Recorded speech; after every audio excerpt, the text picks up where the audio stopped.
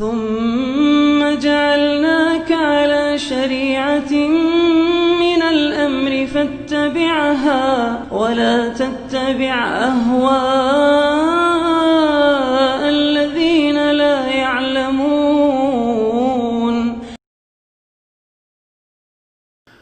Kemudian ada kisah yang lain teman-teman sekalian. Waktu itu terjadi peperangan kecamuk, turunnya malaikat. Nabi SAW lalu kembali ke kemah dan peperangan pun berkecamuk. Sementara Nabi SAW berdoa, tiba-tiba saja beliau ngantuk, berat dan tertidur. Sekejap. Itu sekejap, ya. Abu Bakar melihat Nabi SAW lagi peperangan kecamuk ini. Nabi tadinya serius melihat. Dan pada saat itu tiba-tiba beliau terkaget.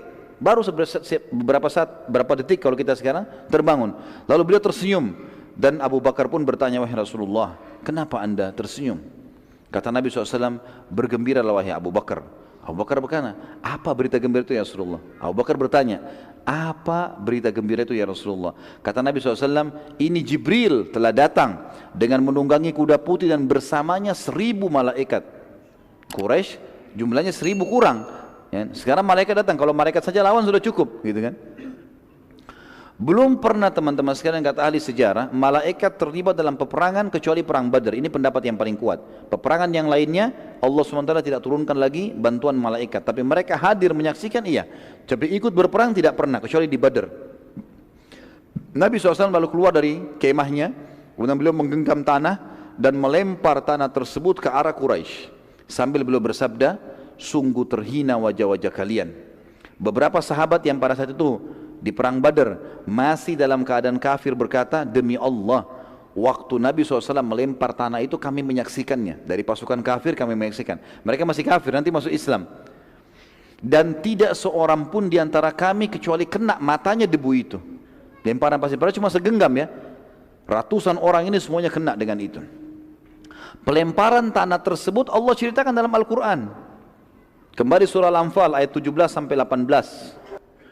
A'udzu billahi minasyaitonir rajim. Falam taqtuluhum walakinallaha qatalahum wa ma ramaita idz ramaita walakinallaha rama waliyubliyal mu'minina minhu bala'an hasana innallaha sami'un alim. Dzalikum wa annallaha muhinu kaidil kafirin.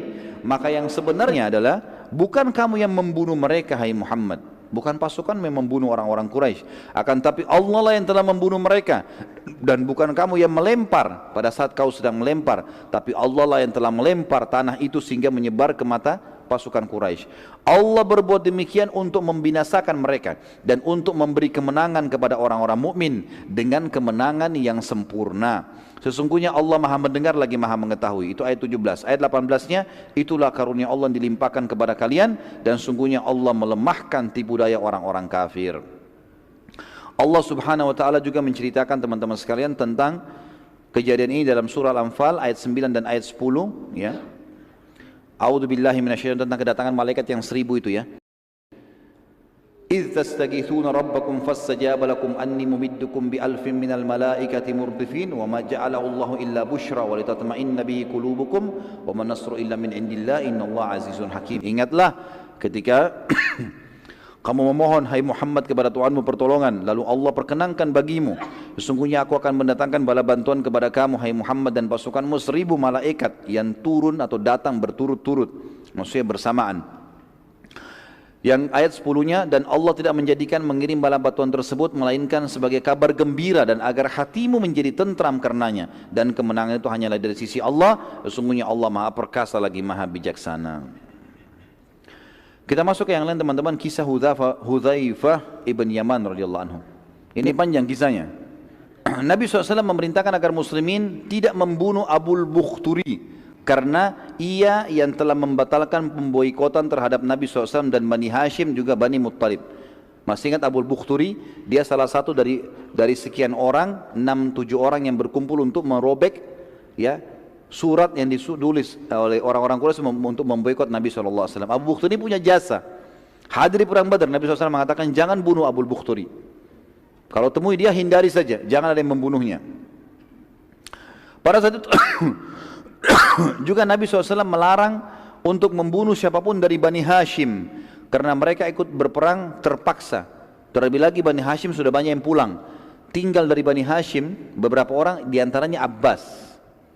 Maka kata Nabi SAW, terutama Abbas, pamanku jangan ada yang bunuh. Karena dia keluar membenci, tidak suka. Nabi SAW tidak larang kalau ada di antara muslimin mungkin yang menyerang Abu Lahab, paman Nabi, tapi kafir memang. Abbas tidak berbeda, membenci itu, tidak suka. Tapi dia terpaksa. Salah seorang dari sahabat namanya Hudzaifah bin Yaman radhiyallahu anhu sempat marah dengan Quraisy karena beberapa kerabatnya telah terbunuh di peperangan itu, di perang Badar. Dia bilang, apakah kami melihat mereka Quraisy membunuh sanak kerabat kami dan kami akan membiarkan mereka? Demi Allah, bila aku ketemu dengan Abbas pasti aku akan hantamkan pedangku ini ke wajahnya. Jadi ternyata Nabi SAW larang, tidak boleh kan? Tapi dia emosi, dia bilang kalimat itu. Sahabat ini mulia, Hudzaifah bin Yaman terkenal, orang yang sangat mulia. Tapi pada saat itu dia tidak tahu kenapa dia ucapkan kalimat itu. Dengan jengkelnya di medan perang, kok bisa Abbas dilolosin? Kalau Abbas ketemu saya akan bunuh, gitu kan?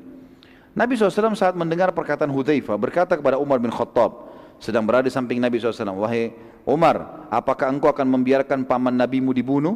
Umar langsung angkat pedangnya mengatakan, ya Rasulullah, gampang, izinkan saya tebas lehernya Hudzaifah. Selesai, saya bunuh. Hudzaifah sudah jadi munafik, anda larang bunuh, dia bilang bunuh, gitu kan? Maka kata Nabi SAW, jangan, biarkan saja dia. Hudzaifah berkata setelah selesai peperangan, sungguh aku tidak tahu kenapa aku mengucapkan kalimat tersebut dan masih saja kalimat tersebut membebaniku selama aku hidup dan tidak akan terbayar kecuali aku mati syahid. Akhirnya Hudzaifah bin Yaman terbunuh mati syahid di Yamamah ketika melawan Musailamah al-Kadzdzab. Ketika peperangan sedang berkecamuk, teman-teman sekalian, Abu al-Bukhturi dengan salah satu temannya sempat dilihat oleh beberapa sahabat dan salah satu dari sahabat yang bernama Mujadzir radhiyallahu anhu. Mujadzir ini teman-teman sekalian berkata pada Abu Bukhturi, sesungguhnya Nabi kami telah melarang kami membunuhmu. Abu Bukhturi bilang, bagaimana dengan sahabatku ini? Ada teman di sebelahnya. Kata para sahabat, kami tidak dilarang membunuhnya, ya, cuma kamu saja sendiri. Abu Bukhturi bilang, aku tidak akan membiarkan sahabatku kalian bunuh. Mujadzir lalu berusaha menyerang sahabat Abu Bukhturi, tapi Abu Bukhturi terus menghalangi dan akhirnya Mujadzir, ya, tidak sengaja melayangkan pedangnya dan akhirnya Abu Bukhturi menyerang Mujadzir dengan pedang. Pada saat diserang dia menangkis, kemudian dia menyerang tidak sengaja kepada Abu Bukhturi dan Abu Bukhturi akhirnya terbunuh. Pada saat itu Nabi SAW sudah dipesan, jangan bunuh Abu Bukhturi, apapun alasannya, hindari. Tidak usah mau bunuh temannya, sama temannya pun ditinggalkan. Mestinya begitu perintah Nabi SAW. Mujadzir segera menghadap diri kepada Nabi SAW dan berkata, demi Allah wahai Rasulullah, aku tidak mau membunuhnya, tapi ia terus menyerangku hingga aku harus membela diri dan akhirnya membunuhnya. Terus saja Mujadzir meminta ridho Nabi SAW sampai Nabi SAW memaafkannya. Dan kita renung di sini teman-teman, bagaimana para sahabat sangat menjaga perintah dan juga larangan Nabi SAW.